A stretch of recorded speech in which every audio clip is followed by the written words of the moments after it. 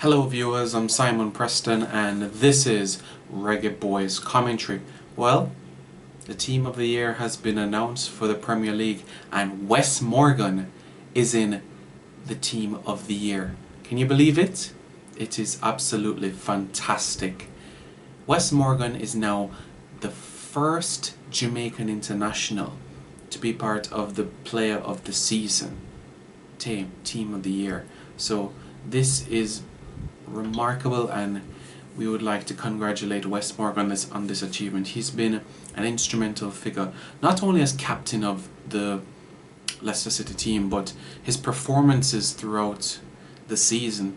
If you look at some of the games that Leicester City has played, they've really had to grind out some matches.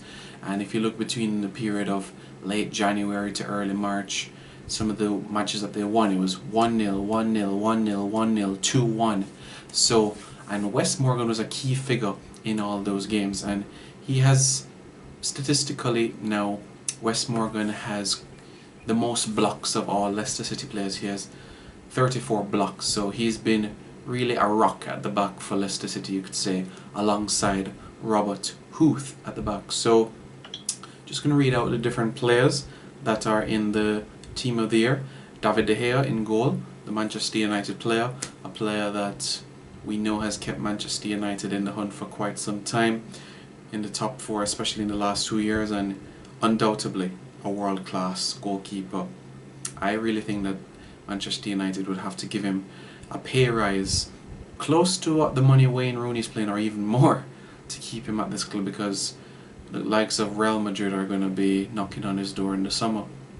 Hector Bellerin of Arsenal, he's also in the team at right back. Interestingly to note, the statisticians at the club, they did a speed test on Hector Bellerin, and they say that Theo Walcott is not the fastest player in the Premier League, but it's actually Hector Bellerin, as he is 1/100th of a second faster than Theo Walcott. And we've seen him put in expeditious performances for Arsenal this season.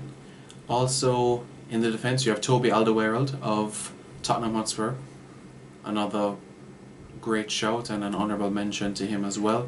He scored in key games as well for Tottenham Hotspur as well. He scored against Arsenal, he scored against Man United, and he's truly been a key figure at the heart of the defence for Tottenham, alongside Kevin Wimmer on some certain occasions, Jan Vertonghen, and you could see as well that you have to give credit to Eric Dyer as well, who protected the back four as well and created less threats for Toby Alderweireld. But Toby, you have to say, has been that instrumental figure for Tottenham. Also, as I said, Wes Morgan is it. It's the first time that Wes Morgan has been in this list, and he's the first Jamaican international to be in this list as well. David De Gea, it's the third time that he's in it.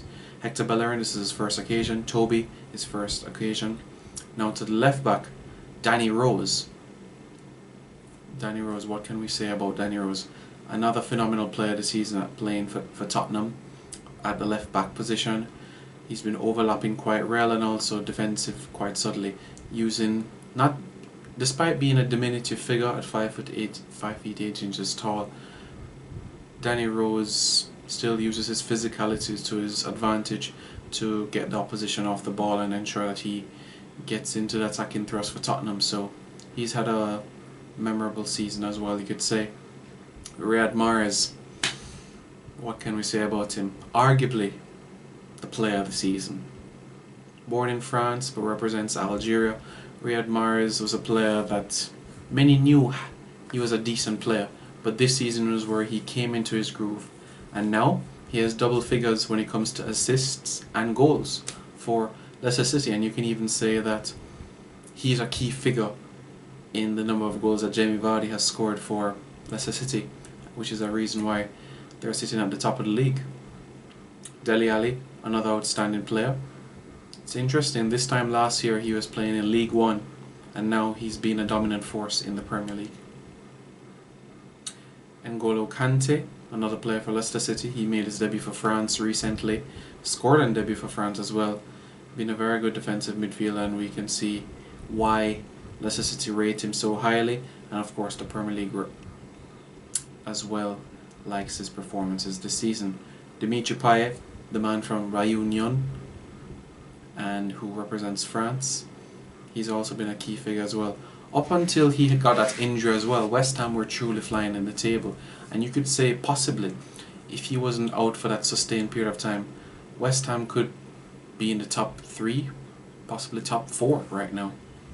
Another instrumental figure and another shrewd signing by West Ham United. And up front now, we have Jamie Vardy and Harry Kane. For Harry Kane, this is the second time that he's been in this list, as last season he was also in this Team of the Year. So Jamie Vardy, this is his first time being on this list, the man from Sheffield. It's very interesting because if you look half a decade ago where Jamie Vardy was and where he is today, it's been phenomenal, and there's even talks about him getting into a movie very soon, as the same producer who produced the movie Goal, the trilogy, Goal 1, 2 and 3 with Kuno Becker, aka Santiago Munez, is interested in doing a movie with Jamie Vardy, so we'll have to see how that pans out in the near future. So that's our record there for Wes Morgan, the first Jamaican international to be in the Premier League Team of the Year. A few years ago we had, well, Wes Morgan has been in the Championship Team of the Year 2 years prior to being in the Premier League. It was the 2013-2014 season and also the 2012-2013 season where Leicester City and Wes Morgan were in that Team of the Year. So Wes Morgan has been putting in some outstanding shifts, and we really do hope that he can continue these performances. Another Caribbean player that is in the Team of the Year but in a different division is Romain Sawyers, the St. Kitts and Nevis international in League One. He plays with Walsall, and he was a former player on the books of West Bromwich Albion in the Midlands.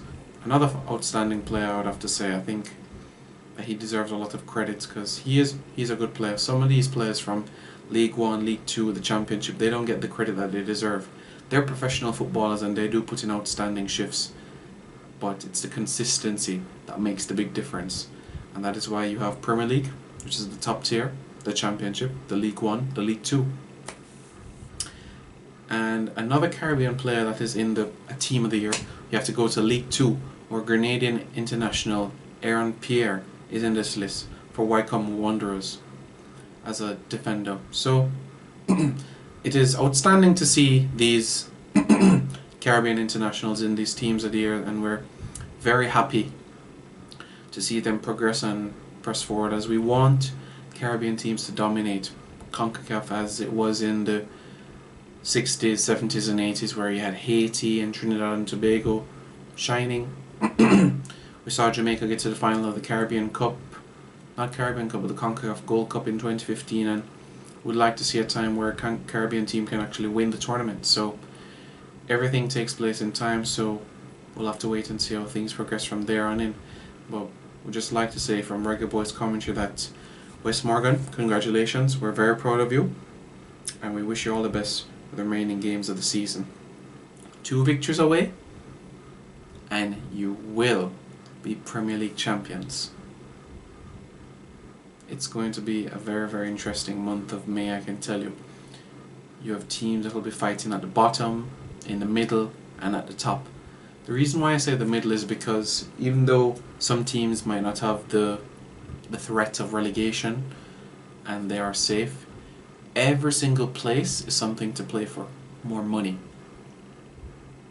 For example, a team that may finish 12th in the table versus a team that finishes 13th will get an extra 1 million more, which means more bonuses for players. So it's all to play for, and there's an extra incentive and motivation for them, so they certainly have something to play for, and let's see how things progress from there on in. Adrian Mariappa, will he play in the FA Cup final at Wembley this weekend? Only time will tell. You know, it's his former club that he's coming up against, Watford, so it'll be interesting to see if he'll be getting the nod for this game, or if his game against Manchester United was just a blip and other centre-halves will be coming in for his place come the weekend. Well, I'm Simon Preston, this is Reggaeboyz Commentary. Don't forget to like, share, comment and subscribe.